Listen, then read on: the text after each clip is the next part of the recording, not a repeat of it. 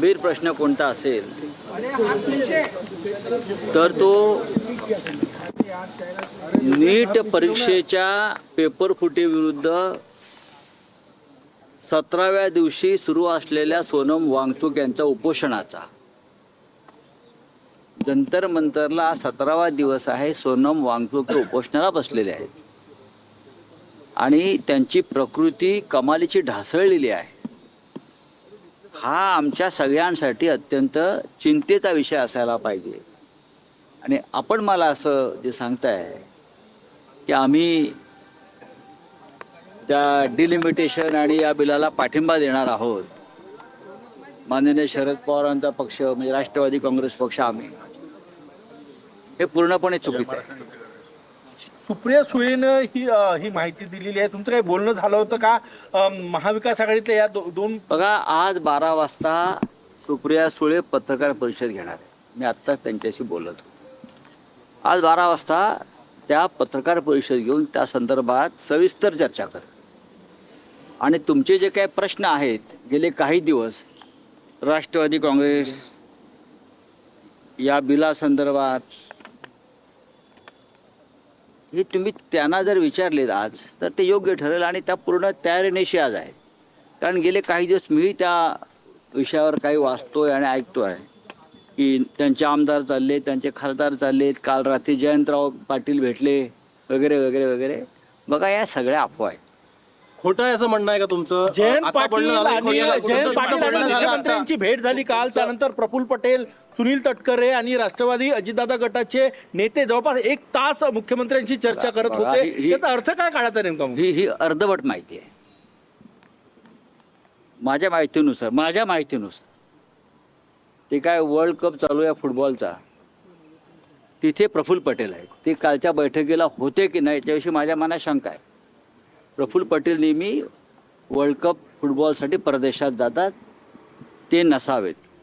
जयंतराव पाटील भेटण्यामागचं कारण जे आहे हे त्यांच्या मतदारसंघातला एका नगराध्यक्षाला अत्यंत बेकायदेशीरपणे डिस्क्वालिफाय करण्यात आलं.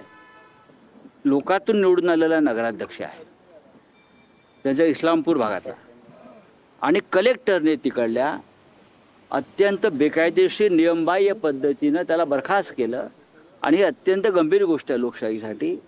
माझ्या माहितीप्रमाणे ते त्या विषयावर मुख्यमंत्र्यांना भेटण्यासाठी गेले आणि त्या विषयावर त्यांनी तक्रार केलेली आहे, चर्चा केलेली आहे. जयंतराव हे शरद पवार पक्षांच्या नेतृत्वाखालील राष्ट्रवादी काँग्रेस पक्षाचे एक महत्त्वाचे नेते आहेत आणि महाविकास आघाडीतले एक महत्त्वाचे नेते आहेत.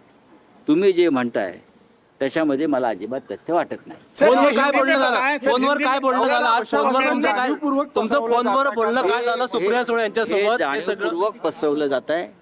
या सगळ्या बातम्या मग शिवसेनेविषयी असतील किंवा राष्ट्रवादी काँग्रेस पक्षाविषयी असतील, मग काँग्रेस पक्षातल्या काही नेत्यांविषयी असतील, भारतीय जनता पक्षाला आणि खास करून शिंदे गटाला दुसरं काय काम राहिलेलं नाही.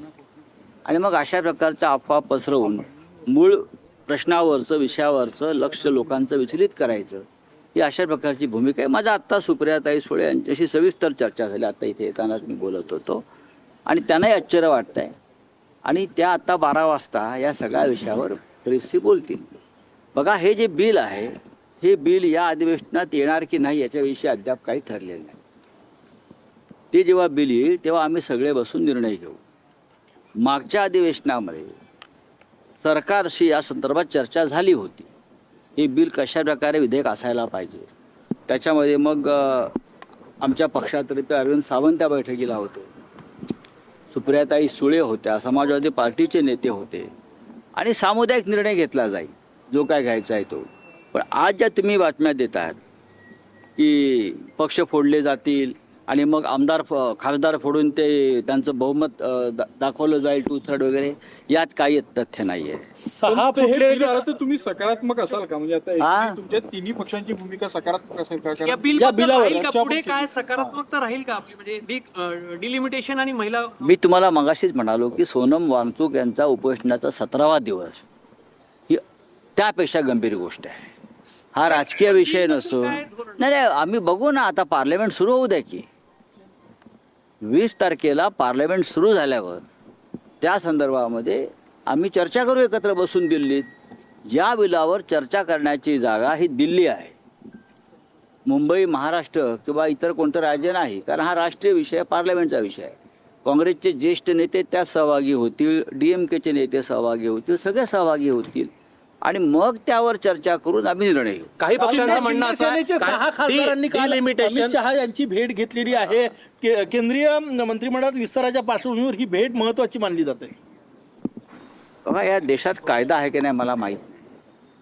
एकनाथ शिंदे चोरीचा माल घेऊन दिल्लीच्या रस्त्यावर फिरतात आणि कायदा त्यांना हटकत नाही आणि गृहमंत्र्याकडे चोरीचा माल घेऊन जातात.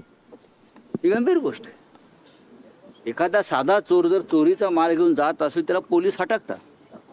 एकनाथ शिंदे मुंबईतून चोरीचं गाठोडं घेऊन दिल्लीला उतरले आणि ते चोरीचं गाठोडं घेऊन देशाच्या गृहमंत्र्याकडे गेले आणि दाखवला हा माझा चोरीचा माल आहे, आता याला सोन्याचा मुलामा द्या. बरं, आणि गृहमंत्री त्याला जर मान्यता देत असेल त्या देशाच्या कायद्याविषयी मला चिंता वाटते. मोबाईल बघा, 6 फुटले, 10 फुटले, 8 फुटले, आता ज्यांच्या जीवनामध्ये, ज्यांच्या DNA मध्ये चोरी हाच एक महत्त्वाचा विषय आहे, त्यांच्याविषयी आता काय बोलायचं. डिलिमिटेशन की रामरक्षा डिलिमिटेशन आणि महिला आरक्षण हे 2 वेगळे बिल. डिलिमिटेशन आणि महिला आरक्षण 2 वेगळे बिल आहेत. 2 वेगळ्या. रामरक्षा आता हा विषय संपलेला आहे. उद्धव ठाकरे यांनी वाचून दाखवा 2 पानं तर असं मुख्यमंत्री काल नाही वाचून दाखवणार, काय अडचण आहे? तुम्हाला रामरक्षा येते बरं का? प्रश्न रामरक्षा येते की नाही हा प्रश्न नसून राम मंदिराची दानपेटी चोरीला गेली याच्यावर उत्तर द्या. रामरक्षा म्हणायची, रामरक्षा कशी म्हणायची हे आम्ही बघू. आम्हाला तुम्ही ते सांगू नका. तुम्हाला प्रश्न असा आहे की राम मंदिरात चोरी झाली, 550 कोटीच्या दानपेट्या चोरीला गेल्या, गेल्या 12 वर्षामध्ये जवळजवळ 13,000 कोटींची लूट झाली, हे तुम्हाला मान्य आहे की नाही हा प्रश्न त्यांना विचारल्यावरती ते रामरक्षा तुम्हाला येते की नाही हे काय सांगताय. आम्हाला रामरक्षा येईल की नाही हे आम्ही ते दाखवू तुम्हाला. राम मंदिरातल्या चोरीमध्ये तुमचे लोक सहभागी आहेत, त्याच्यावर तुम्ही बोला. उद्धव ठाकरे यांची सभा ज्या ठिकाणी नियोजित होती तिथे भाजपनं पेंडॉल टाकलेला आहे.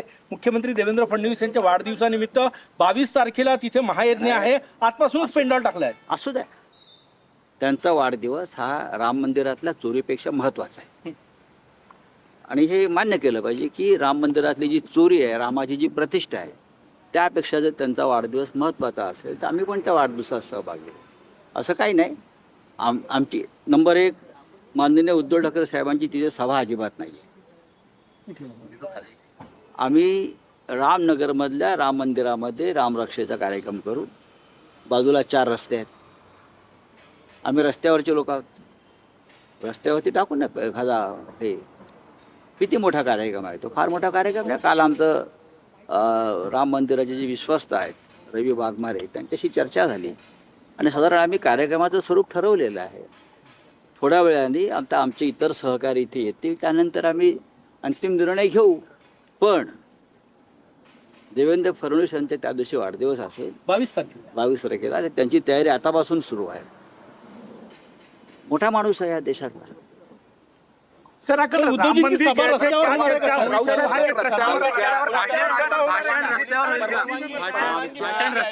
भाषण रस्त्यावर होईल का? कार्यक्रम रस्त्यावर होईल? कुठे करू आम्ही? प्रभू श्रीरामाला ह्या लोकांनी रस्त्यावरच आणलाय ना चोरी करून.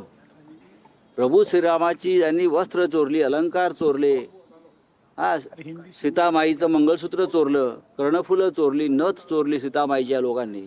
काय ठेवलं यार? हिंदुत्व रस्त्यावरच आणले. सर, कल आप मंदिर गए थे, ट्रस्टियों से क्या बातचीत हुई? उन्होंने कुछ कंडीशंस रखे थे? कोई कंडीशन नहीं है.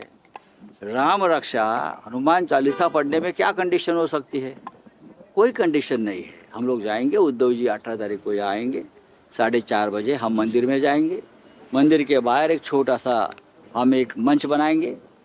अगर लोग वहाँ आते हैं बड़ी संख्या में तो हम वहाँ उनको संबोधित करेंगे उद्धव जी, और हमारा कार्यक्रम पूरा हो जाएगा. जयंत पाटील जी ने मुलाकात की है देवेंद्र फडणवीस जी से मर्जा की बात चल रही है और सेंटर में पाटील आपके पास गलत इन्फॉर्मेशन.